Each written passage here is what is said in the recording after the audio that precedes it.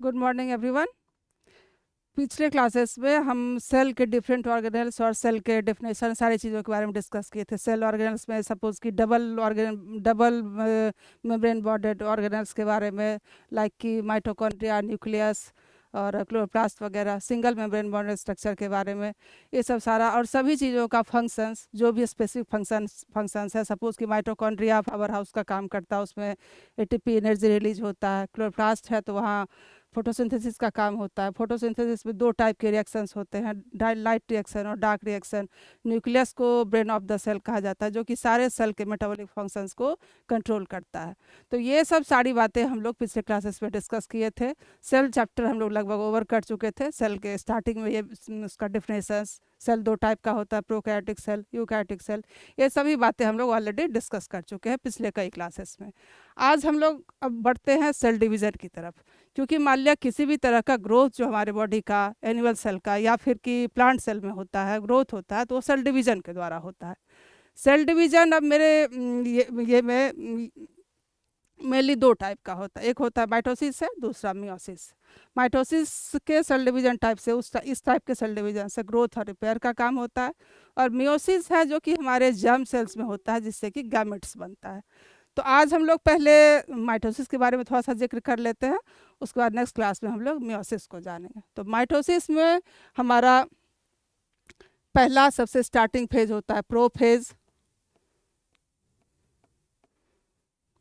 Prophase उसमें है कि न्यूक्लियस के अंदर हमारा जो क्रोमेटिन मटेरियल है, बिल्कुल पतले पतले धागे की तरफ लंबा लंबा ये स्पाइरली इस तरह से क्लियर लंबा लंबा सा स्प्रेड किया हो रहा था साइटोप्लाज्म के अंदर। ये प्रोफेज के साथ में क्रोमेटिन फाइबर लंबा लंबा धागे की तरफ दिखता है। तो जब प्रोफेज सेल डिवीजन का ये पहला फेज स्टार्ट होता है, तो उसके बाद इसके अंदर का जो न्यूक्लियोलस होता है, न्यूक्लियस के अंदर का, वो धीरे धीरे डिसअपियर होने लगता है। और उसके बाद है कि इसका जो न्यूक्लियर मेम्ब्रेन है वो भी धीरे धीरे धीरे स्प्लिट करना शुरू कर देता है। और ये जो ये है तो हमारा क्रोमेटिन फाइबर्स है, जो कि डीएनए का लंबा फाइबर्स है, ये हमारा बिल्कुल अभी लंबे धागे की तरफ दिखता रहता है। ये हो गया इस फेज में। इस फेज में क्या हुआ कि हमारा न्यूक्लियर मेम्ब्रेन धीरे धीरे स्प्लिट करने लगा, न्यूक्लियस डिसअपियर होने लगता है, और जो क्रोमेटिन मटेरियल है बिल्कुल अभी कंडेंस नहीं होता है, वो बिल्कुल स्प्रेड कंडीशन में रहता है, लंबा लंबा धागा की तरफ दिखता रहता है।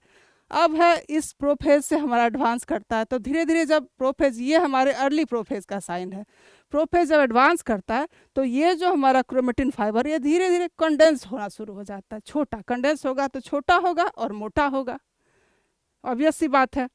उसके बाद धीरे धीरे और क्या होता है कि इसमें ये जो दो है हमारा, ये जो क्रोमेटिन मटेरियल है वो तो हमारे स्पेस के सेल साइकिल के इस फेज में डुप्लीकेट हुआ रहता है, अपने जैसा सेम कॉपी एक बगल में अटैच किए रहता है, बनाया रहता है, जो कि हमारा सेंट्रोमियर पे जुड़ा रहता है। तो अब जो है जैसे जैसे कंडेंस होता है और मोटा होता है, तो सेंट्रोमियर के बाद वो दो कॉपी जो है साफ साफ दिखने लगता है। एक क्रोमोसोम का दो दो क्रोमेटिड साफ साफ पता चलने लगता है, लेकिन वो हमारा सेंट्रोमियर पे जुड़ा रहता है। तो वो उस तरह से दिखना शुरू हो गया। ये अब का जो लेट प्रोफेज का स्टेज होता है वो हमारा कुछ ऐसा सा दिखने लगता है। इसमें न्यूक्लियस ख़त्म हो गया हमारा, ये क्या कहते हैं, इसका जो न्यूक्लियर मेम्ब्रेन है ये भी जगह जगह से थोड़ा थोड़ा स्प्लिट होने लगता है, थोड़ा थोड़ा सा टूटने सा लगता है। और ये जो हमारा क्रोमेटिन मटेरियल है, क्रोमेटिन फाइबर्स है, ये थोड़ा सा हमारा ये हो जाता है इस तरह से, मोटा हो गया, मोटा हो गया, थोड़ा ये हो गया और इस तरह से दिखने लगता है। इसका जो डबल क्रोमेटिड है सेंट्रोमियर पे जुड़ा रहेगा, इस तरह से ये दिखना शुरू हो जाता है।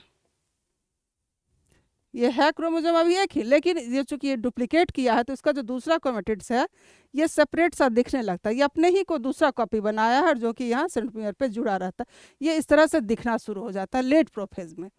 अब आगे जाके एडवांस करता है तो ये हमारा चला जाता है, ये नेक्स्ट फेज होता है हमारा मेटाफेज। मेटाफेज में क्या होता है कि ये सारा चीज़ अब धीरे धीरे जो हमारा ये क्रोमेटिन फाइबर्स है और जो डुप्लीकेट कंडीशंस में दिखने लगता है, दूसरा फेज होता है मेटाफेज। इस फेज में आके क्या होता है कि ये हमारा जो इस तरह से न्यूक्लियस का ये रहा, ये दोनों पोल की तरफ से ये हमारा इधर इधर इधर ये बीच में आ जाता है। सारा जो क्रोमेटिन फाइबर्स है डबल स्ट्रैंडेड क्रोमेटिस पे, ये सेंट्रोमियर पे जुड़ा हुआ, ये सारा हमारा बीच में आ जाता है, सेल प्लेट के बीचों बीच, सेल के बिल्कुल बीचों बीच आ जाता है, बीच में आ गया। और इधर से हमारे दोनों पोल पर से थोड़ा थोड़ा सा स्पिंडल फाइबर सा निकलना शुरू होता है, दोनों पोल पर से इस तरह से हुआ। और ये जो धीरे धीरे जाके सेंट्रोमियर से जाके अटैच होता है। सेंट्रोमियर पर दोनों साइड से एक सेल प्लेट लगता है, काइनेटोकोर है जो प्रोटीन का बना होता है, सेल प्लेट दोनों तरफ से रहता है, उससे जाके ये हमारा ये धीरे धीरे अटैच होना शुरू हो गया, अटैच हुआ। और सारा जो क्रोमेटिन फाइबर्स है वो हमारा सेल के बिल्कुल बीचों बीच आ जाता है। ये हमारा दूसरा फेज है। अब धीरे धीरे जब थोड़ा सा एडवांस किया तो बिल्कुल क्रोमेटिन स्पिंडल फाइबर साफ साफ दिखने लगता है। इसका जो हमारा ये यहाँ पे सेंट्रोमियर है धीरे धीरे थोड़ा सा स्प्लिट करता है, बीच से टूटता है, बैंड की तरफ से टूटा। और ये जो स्पिंडल फाइबर से धीरे धीरे ये अपनी पोल की तरफ इसको खींचना शुरू करता है। एक तो ये हुआ कि जो हमारा डबल स्टैंडर्ड था, डबल स्टैंडर्ड जो क्रोमेटिड्स हो गए, एक क्रोमेटिड्स इधर की तरफ जाता है और एक क्रोमेटिड्स इधर की तरफ आया, तो धीरे धीरे ये बैंड यहाँ टूटा और सेंट्रोमियर स्प्लिट किया। अब इसके आगे जाके क्या होता है, नेक्स्ट फेज आता है हमारा एनाफेज। एनाफेज में आने के बाद ये धीरे धीरे क्रोमेटिड्स जो है बिल्कुल अपने पोल की तरफ जाने लगता है।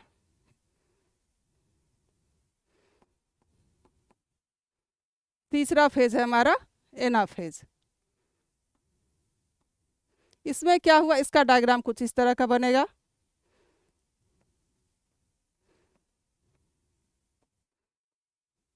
ये पोल की तरफ धीरे धीरे जाना शुरू हो जाता है। एक एक जो क्रोमेटिड्स है सेंट्रोमियर से स्प्लिट किया तो दो भाग में बढ़ जाता है और ये स्पिंडल फाइबर के थ्रू पुल होकर के खींच करके दोनों पोल की तरफ जाना शुरू हो जाता है। अर्ली एनाफेज में इस तरह से स्टार्ट किया और जो ये हमारा एडवांस करता है, एनाफेज एडवांस किया तो धीरे धीरे लास्ट में जाके ये बिल्कुल लेट स्टेज में जाके ये जो हमारा ये क्रोमेटिड्स है सब बिल्कुल अपने दोनों पोल पे चला जाता है। स्पिंडल फाइबर्स बिल्कुल कॉन्ट्रैक्ट होकर ख़त्म हो जाता है और ये दोनों पोल पे इस तरह से चला जाता है। तो उस कंडीशन को एनाफेज के बाद जो नेक्स्ट कंडीशन आता है उसको हम लोग टेलोफेज कहते हैं। टेलोफेज कंडीशन में आने के बाद दोनों पोल पे जो है, दोनों अपोजिट पोल पे इसके ये पर क्रोमेटिड्स का एक एक स्ट्रैंड चला जाता है, जिसको कि हम लोग टेलोफेज कहते हैं।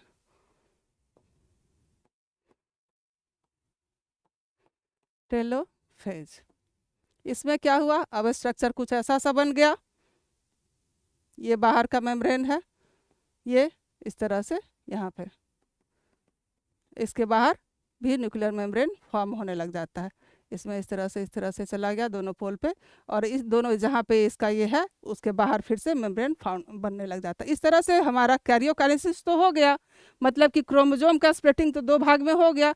पहले इस फेज में सेल साइकिल के इस फेज में डुप्लीकेट किया था, वहाँ जाके हमारा प्रोफेज जब स्टार्ट हुआ तो बिल्कुल लंबा धागा की तरफ दिखता था, लेकिन वो सेंट्रोमियर पे अटैच था। ठीक है, अब है उसके बाद हमारा मेटाफेज आया, वहाँ आके कंडेंस होके बिल्कुल स्पिंडल फाइबर से जुड़ा और धीरे धीरे उसके बाद सेंट्रोमियर स्प्लिट किया और वो अपने पोल की तरफ जाना शुरू किया। एनाफेज में बिल्कुल पोल की तरफ के नियर पहुंच गया। टेलोफेज आते आते बिल्कुल होता है कि दोनों पोल पे चला जाता है एक एक क्रोमेटिड्स और उसके बाद इसके बाहर से न्यूक्लियर मेम्ब्रेन का फॉर्मेशन होने लगता है। इस तरह से हुआ कि हमारा क्रोमोसोम का डिवीजन तो हो गया, लेकिन अभी भी इसके बाहर का जो बाउंड्री है, साइटोप्लाज्म में एक है, सब चीज़ है, अभी तक ये एक ही सेल कवरिंग के बीच में है।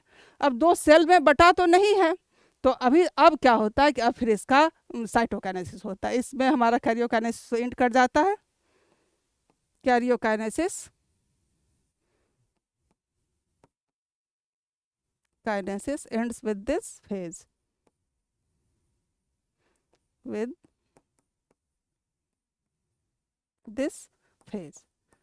मतलब कि कैरियोकाइनेसिस क्रोमोसोम का डिवीजन हमारे टेलोफेज तक आते आते बिल्कुल कंप्लीट हो जाता है, कंप्लीट हो गया। लेकिन अभी भी ये कॉमनली एक बाहर से एक सेल कवरिंग के बीच, सेल मेम्ब्रेन के बीच है। ठीक है, सेल मेम्ब्रेन फिर से बनने लगता है, वो जो ओवर हुआ था फिर से बना। उसके बाद है कि अभी भी अब हमारा क्या है कि इसके अंदर का जो साइटोप्लाज्म है और सारा ऑर्गेनेल्स है वो सब सारा चीज रिअपेयर होने लगता है और अब हमको कम्प्लीटली इसको दो सेल में बांटना है, दो अलग अलग सेल में। तो अब जो हमारा होता है उस फेज को हम लोग साइटोकाइनेसिस कहते हैं।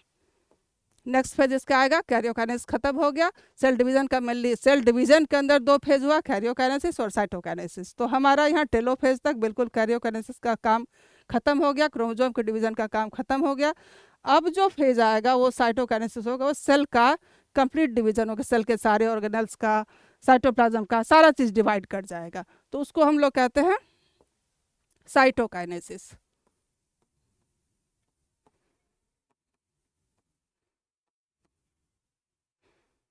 काइनेसिस, इसमें क्या होता है कि अब जो प्लांट सेल में ऐसा होता है कि ये हुआ, जो दो सेल बना था, दो यहाँ पे दो ग्रुप पे चला गया, यहाँ चला गया, ऐसा हो गया, ऐसा हो गया।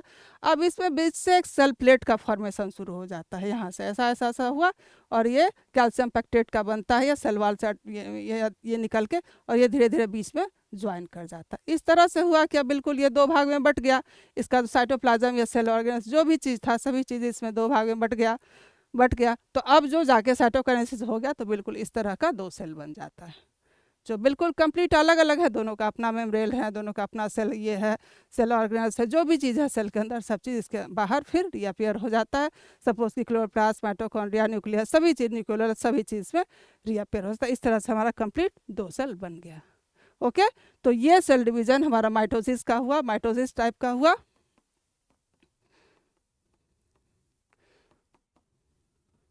इसमें हमारा पहला फेज हुआ प्रोफेज, मेटाफेज, एनाफेज, टेलोफेज। उसके बाद टेलोफेज तक हमारा सारा कैरियोकाइनेसिस का काम खत्म हो गया। अब नेक्स्ट आता है साइटोकाइनेसिस। साइटोकाइनेसिस में हमारा बिल्कुल सेल का दो भाग में डिवीजन हो गया। और माइटोसिस टाइप से हमारा ग्रोथ और रिपेयर का काम होता है। दूसरा होता है मियोसिस, जो कि हम लोग नेक्स्ट क्लास में करेंगे। वो हमारे जर्म सेल्स में होता है और वो गैमेट्स का फॉर्मेशन करता है, उसमें हेप्लॉइड सेल्स बनता है। इसको हम लोग इक्वेशनल डिवीजन भी कहते हैं।